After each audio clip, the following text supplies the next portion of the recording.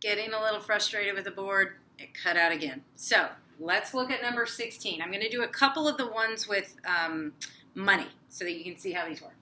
All right, so what's going on here?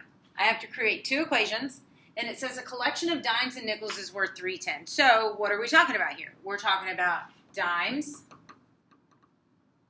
and we're talking about nickels.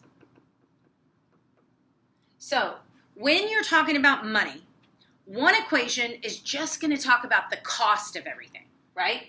So it's worth $3.10. So we're talking about the worth of a dime, 10 cents X, plus 0.05Y, the cost of a nickel, is the total cost in the collection. So I'm talking about the cost of a dime, the cost of a nickel, and the total cost. That's one equation. My other equation just says there's 45 coins in all. I don't know how many of each. So it's going to be X plus Y equals 45. So those are my two equations. The cost of a nickel, cost of a dime, total cost, and then how many? That's just it, 45.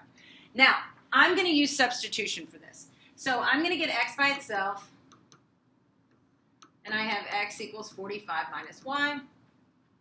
Then I'm going to use my original equation, and in place of X, I plug in 45 minus Y.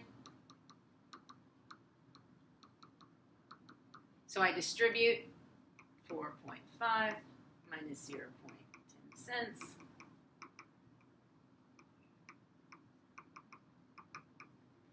I combine like terms to get negative 0.05y. You have a calculator, not that you need it for this one. Negative 0.05y equals negative 140. And so when you divide both sides by 5, I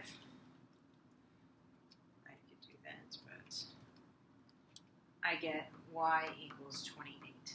So y stands for nickels. So there are 28 nickels. How many dimes do you have? Well, if y is 28, X plus 28 equals 45. So I can just subtract 45 minus 28 and give me that there are 17 dimes. So there are 28 nickels and 17 dimes. Okay, so that's how you do the money. We're going to do another money one.